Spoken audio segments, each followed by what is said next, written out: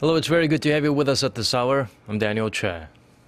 We begin with a bitter cold that's been gripping Korea this weekend. The country had its first cold wave warning in 5 years on Saturday. But Korea isn't the only country in a deep freeze. As our EG1 reports, other parts of the world are also experiencing near Arctic conditions, some costing lives even. For most parts of Korea, Sunday was the coldest day of the season. According to the nation's weather agency, the low in Seoul was a bone-chilling minus 15 degrees Celsius, Daegu was at minus 11, and Busan at minus 8. The day before that, heavy snow and strong winds prompted the Korea Airports Corporation to suspend all flights to and from the southern island of Jeju-do. The suspension will last until 9 a.m. on Monday. Korea isn't the only country in the grip of a severe cold wave.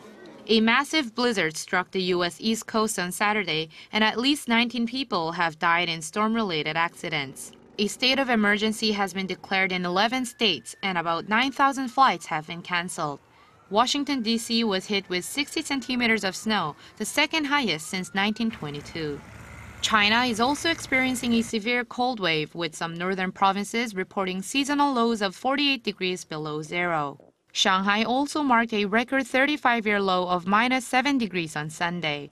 And in Taiwan, the temperature dropped to 4 degrees in the north, which is about 10 degrees lower than the average for January. According to Taiwan state-run Central News Agency, citing local authorities, at least 36 people had died as of 4:50 p.m. on Sunday, probably caused by hypothermia or cardiovascular disease. Weathercasters forecasting temperatures around the world will return to the seasonal averages next week. 이지원, Arirang News. Let's turn our focus to foreign affairs. South Korea's foreign minister spoke with his U.S. counterpart by phone on Sunday to coordinate the response to North Korea after its fourth nuclear test earlier this month. Yoon Byung-se and John Kerry agreed to press for additional sanctions against Pyongyang, both in their own countries and at the UN, and discuss ways to get China to cooperate with their plans. The phone call comes ahead of Kerry's trip to China on Wednesday. During the call, the two officials also agreed to work on reviving the six-party denuclearization talks without North Korea, based on a recent proposal by President Park Geun-hye. The six-party talks involving the two Koreas, the U.S., China, Japan, and Russia, have been stalled since the year 2008. The leaders of Korea's two main rival parties have once again failed to reach agreement on a series of contentious bills and redrawing the country's electoral map. Sunday's meeting at the National Assembly centered around four labor reform bills, including one on irregular workers that was the main sticking point between the two sides. The ruling party says the bill protects irregular workers, while the opposition argues it will only increase the numbers. The lawmakers will meet again on Tuesday with the goal of reaching a compromise before the current parliamentary session ends on February 8th. The 2016 World Economic Forum just wrapped up in the Swiss town of Davos. During the four-day event, our correspondents were busy covering everything from the daily discussions on global issues to the frenzy of networking at night and the behind-the-scenes going on. Here's just a few of the highlights. For the past 4 days, we've been bringing you live coverage of the World Economic Forum in the Swiss alpine town of Davos. The annual event has now come to an end, and in this final report, we bring you the highlights of Day 4 and a sneak peek into what went on behind the scenes. Modest growth is what IMF head Christine Lagarde expects for the world economy in 2016. Speaking at a session on the global economic outlook, Lagarde said the organization expects the global economy to grow 3.4% this year, up from 3.1% in 2015. We see global growth. From 3.1 in 2015, we see that 3.4 in 2016 and 3.6 in 2017. So there are factors that will actually increase the global value of our economies. However, the IMF chief also made note of several risks that could affect the prediction: the transition in the Chinese economy, the downward slide in commodity prices, asynchronous monetary policies around the world, and the potential for capital to move from developing economies to advanced ones.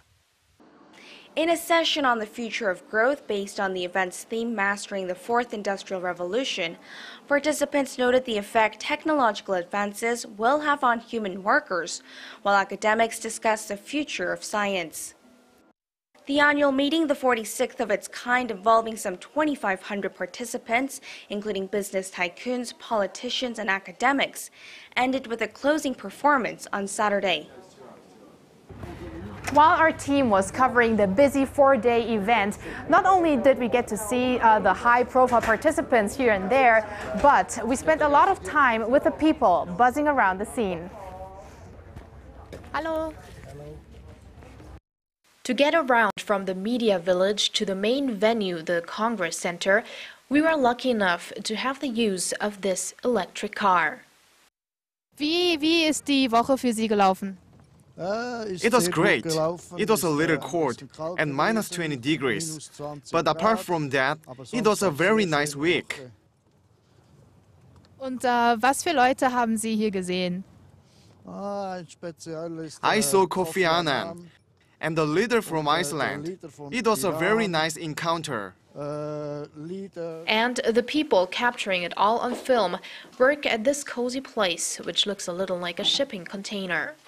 It was nice to be able to film such a diversity of different voices, I guess, and, you know, interesting ideas.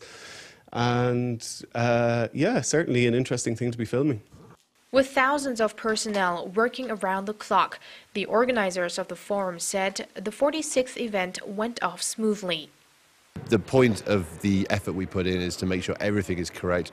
What we don't want to do is have the participants here, you know, with any reason not to make the very most use of the meeting. So they've got to be here. We need the 2,500 people that come here every year to have all of their capability to put towards solving critical global challenges. The media was certainly part of that. Around 250 journalists were present to document every development. This is my first Davos. I thought it's amazing to see so many powerful people together and that the concerns are often the same. That's the potential of the fourth industrial revolution, using technology to bring the people of the world a little closer together to resolve the major issues facing humanity. The question is whether we'll be closer to mastering it before the next Davos Forum in 2017. Korean tech giants Samsung, SK, and KT have all made the list of nominees for this year's Global Mobile Awards, equivalent to what the Oscars are for movies, some would say. Samsung Pay is in the running for honors in two separate categories: Best Mobile Payment Solution and Best Overall Mobile App. Samsung Electronics is also expected to win for Best Smartphone, Best Mobile Tablet, and Best Connected Consumer Electronic Device. SK Telecom looks set to have a great harvest as well, with its Smart Robot Coding School nominated for Best Mobile Innovation for Education. Its Smart Hearing Aid is up for the Best Use of Mobile for Accessibility and Inclusion Award, and its Unified Analytics Platform is up for Best Mobile Technology Breakthrough Award. Not to be left out, KT is competing to win Best Mobile Network Solution for Serving Customers and the award for Best Mobile Security or Anti-Fraud Solution. The Glomo Awards, will be held at the Mobile World Congress in Barcelona on February 23rd. With the sub-zero temperatures expected to continue into this week, vehicle care will be important for motorists looking to avoid being caught out in the cold. For some very handy tips on winterizing your car, we turn to Park Ji-won. Here is a basic checklist for car maintenance during severe cold weather. The battery and charging system are the first items to be checked. Cold weather is hard on batteries. If batteries are old or left unchecked for a long time, the engine might not be able to turn over in cold weather. If your car has a black box, it's more likely to take a toll on the battery, so it's good to unplug the power cable when not in use for extended periods of time. And make sure to check your vehicle's antifreeze levels for safe winter driving, as it protects the car's engine from freezing in cold weather.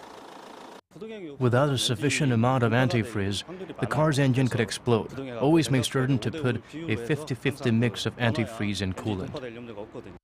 Washer fluid will help keep the windshield clear of ice and frost, so make sure to maintain proper levels. Wipers also need to be changed every few years.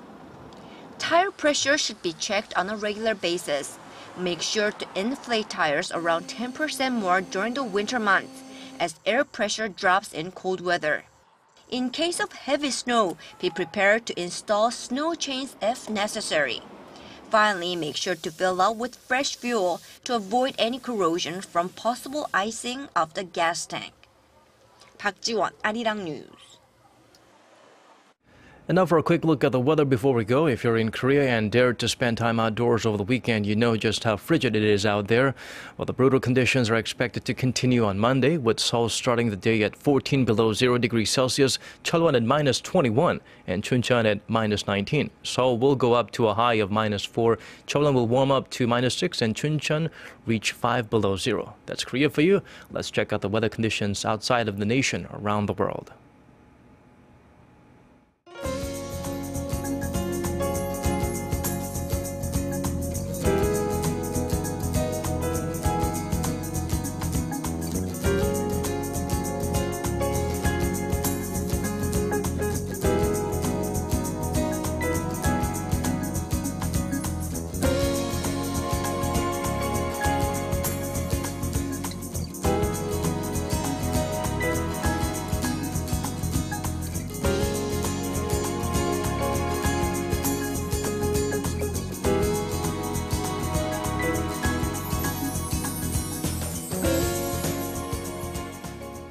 That brings us to the end of this newscast. Thank you for watching.